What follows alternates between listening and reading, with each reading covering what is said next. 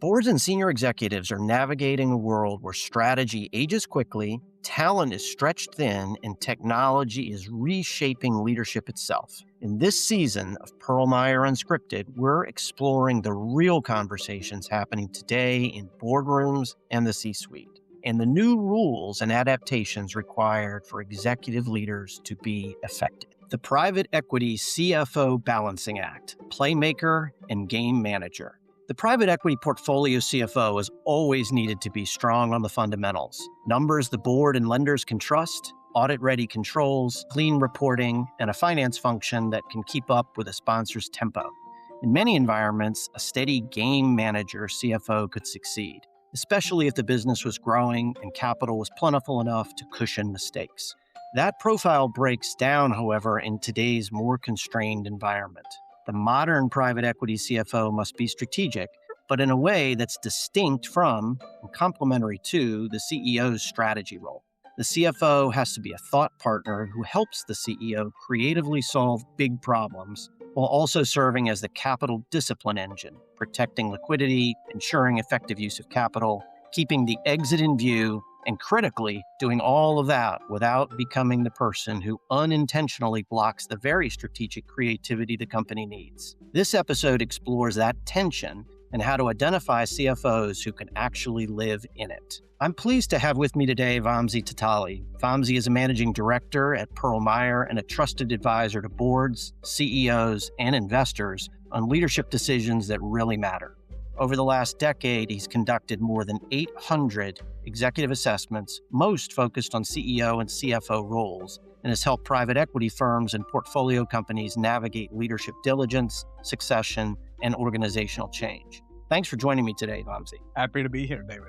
Let's start broadly. Why does the game manager private equity CFO profile fail, especially in today's high constraint environment? And what does a strategic PE CFO do differently? Yeah, it's two things mainly, David. If you look at the function of the CEO, they're trying to define what the organization does and doesn't, and they're trying to then look at how well orchestrated the actual execution is against that definition. And the CFO does two things to help with that. One is they make sure on the board's behalf and on the shareholders' behalf that the CEO is actually focused on that. They create the room that the CEO needs for that. The second thing they do is they supply the right kind of information. And one of the biggest things that the CFO does is help the CEO understand what the financial constraints are. There's a lot of nuance to that. It goes way beyond just giving numbers. But let's go back to the first piece. Creating the room and ensuring that the CEO is actually doing the strategic work needed. There's a few components to that, but the general notion behind what that is and how it's well done is that the CFO provides the CEO the transparency, clarity, and measurability needed for them to very efficiently know what's going on so that they can react to it. CFO tends to have the most number of calls with the CEO, which means they have the most number of opportunities to help them kind of ensure they're focused on the right things, etc. So that's one piece, which is making sure that the CEO is focused on the strategic. The second piece is providing information on constraints. And there are many, many things that the CFO provides information on, starting from what level of capital do we have? What's the kind of threshold of return we need on a particular project? So because different projects at different times will have different assumptions behind them. What is the operational health of the company like from the numbers and beyond? What other financial sort of constraints are we looking at that are more detailed and lower level in nature? To give all of these well, the CFO needs to have a granular understanding of the business. They can't just know the numbers, but they do need to know the numbers. They need to know them really, really well, but they also need to know what they mean. And what this does is helps them surface exactly the right thing at the right time in a way that's helpful to the CEO as they're thinking through strategic problems. Right. I mean, what you're laying out, Vamsi, is an extraordinarily complex role and certainly is expanding my mind and definition of great private equity CFO. But as I think about it, there's a lot of balancing that has to go on. And how should the private equity CFO balance the mandates as you've sort of described them? One being the CEO's strategic thought partner and providing the CEO with the information in a capable manner, but also being the sponsor's fiduciary and capital representative. And how best can they balance that without getting in the way of creative problem solving? Yeah, it's a tough balance, right? You have many, many options. Knowing the details of things is going to be important for you to choose the right option. So that's the big problem that they're faced with, right? Is you need to understand the business well enough for you to know which fact to bring and present it. A lot of knowledge can also be a little bit of a curse in the sense that it can make you very acutely aware of what can't be done. And there's a very real risk that the chief financial officer becomes the chief no officer in the sense that they say no to most questions that they're asked. And the real art here is understanding how to kind of right size the problem solving that the CEO and the CFO peers are doing when it comes to strategy, but not right sizing it to such an extent that there's no problem solving at all, that it's just the solution space is so small that everybody just decides that's just not an option anymore. And again, it goes back to clear understanding of the company and the mechanics of the company. Right, right. And the context obviously so important as to, as you say, what to share and what not to share and what to emphasize and not to emphasize in a way that allows the CEO and frankly other functions to think as expansively and creatively as possible within the boundaries of the operating entity. Pivoting a little bit into your area of strength, and again, I'm hearkening back on the complexity that you've described and what clear signals have you observed Yeah. that can help your clients, PE sponsors, choose a really good thought partner CFO instead of a numbers only one? Yeah.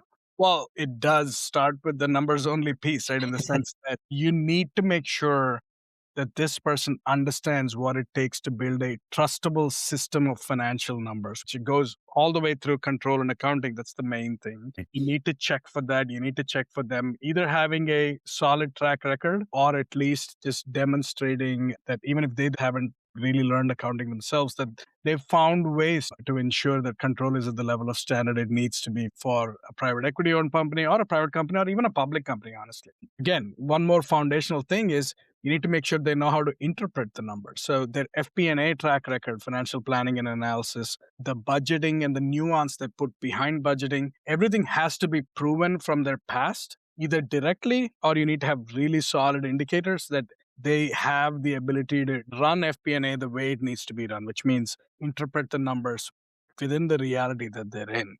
And the third piece is the real secret sauce, right? Like this is the thing that you simultaneously don't want to underestimate, but also invest a lot in, which is how much intellectual horsepower do they have? They don't necessarily need to be the smartest guy in the room, but do they get it? Are they capable of seeing the company at an abstract enough level to understand how it fits into the broader world that it's in, the industry, the geography, whatever it is?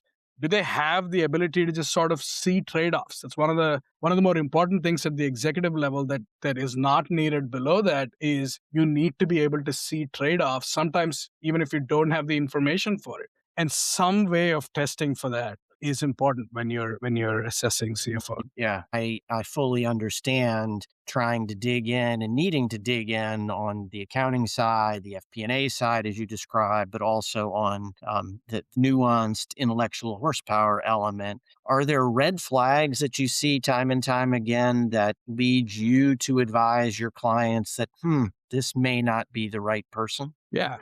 There are a couple of things that show up relatively frequently for people who, even if they have the technical know how, may not have the intellectual horsepower for the job, at least not to be a strategic CFO. One is there tends to be more of I have a playbook and I'm going to implement it sort of feel to their background. You should dive deep into their background, how they've thought about things, how they've done things. And if you get this sense that they're more of a playbook down person, as opposed to a person who knows that the playbook is only 30% of the work and 70% is in customization. That's one sign that shows up repeatedly that there may not be enough nuance, or at least they may not be approaching work with enough nuance to factor in trade-offs and all these additional complexities. The other one is lack of a reference to strategy, right? A lack of a reference to the context in which the work was done. For example, a CFO who says, we did the ERP implementation, we kind of went with a smaller ERP, not with SAP, because we're in an industry that operates a lot leaner.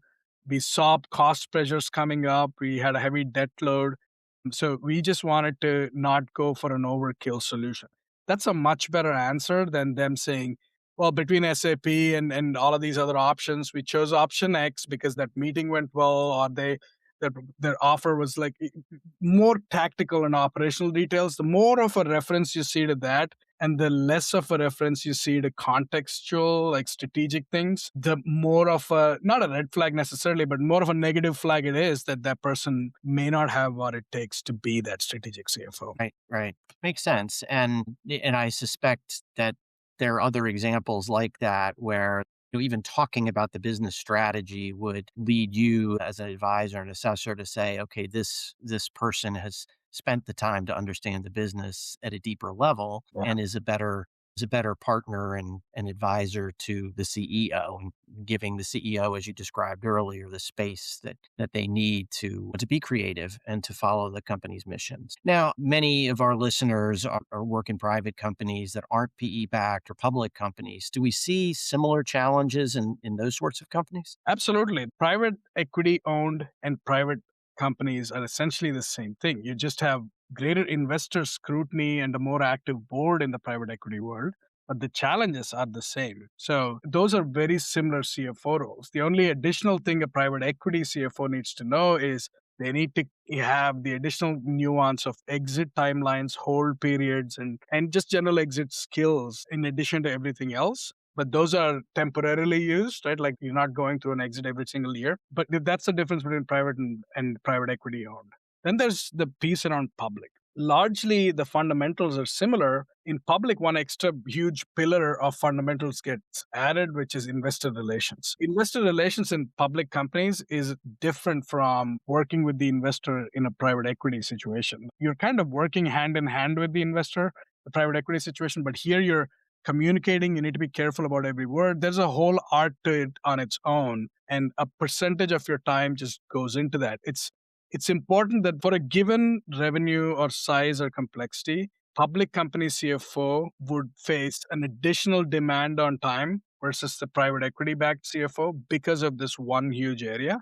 And it's important for them to create that time through better delegation, more of a operating system under them that functions in a better way. Yeah, that makes sense. And it's interesting. A prior episode, we talked about a similar challenge that CEOs of public companies have, especially new CEOs that are frequently surprised by the amount of time that working with the board demands of them, and so therefore being ready for it and having the ability to work in those gray areas is ever more important. Well, we have just a couple of minutes left, and I always like to ask this question at the end of these episodes, and so I'll ask you as well, Vamsi. Is there an assumption that PE sponsors or chief executives or board should be letting go of right now regarding recruiting, retaining, and developing the most strategic CFOs? Yeah. The biggest assumption is it's kind of informed by market reality, David, is the assumption that you can kind of fill in for the strategic piece of CFO work as a private equity board member. Private equity board members tend to be, irrespective of the firm, really smart people. Often they have the intellectual horsepower to do that piece, but having the intellectual horsepower doesn't mean you can necessarily do that piece because it takes intimate knowledge and intimate sort of immersion into the operation itself for that piece to be done right. So there's a huge difference between being able to look at the numbers, call up somebody and ask them to explain the numbers, which is, I think, as far as the PE company can go. Yes, you can do field visits and stuff, but you are looking at multiple things at a time. There's only so much you can do versus somebody installed in there that can do that piece along with taking care of the financial engine.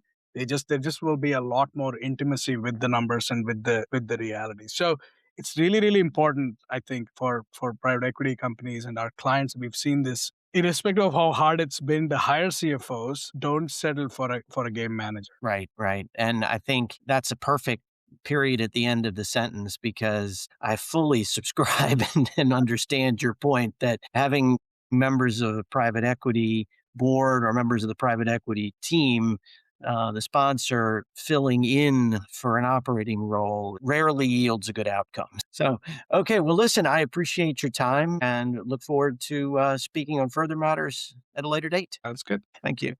My thanks to Vamsi for his insights into the unique challenges that come with being a successful and truly value-creating private equity CFO. Reflecting more broadly on the leadership challenges we've explored during this season of Unscripted, they really are emblematic of the fast-changing and increasingly complex environment that executive leaders and board directors must navigate in order to be effective. While the landscape will continue to evolve, the areas we've focused on, choosing the right leaders, succession planning and talent development, navigating volatility and company transformations, and getting culture right, remain enduring priorities and critical performance drivers. Looking ahead, the leadership experts you've heard from will continue providing advice and absorbing wisdom in boardrooms and the C-suite. We'll be back to share their learnings in future episodes.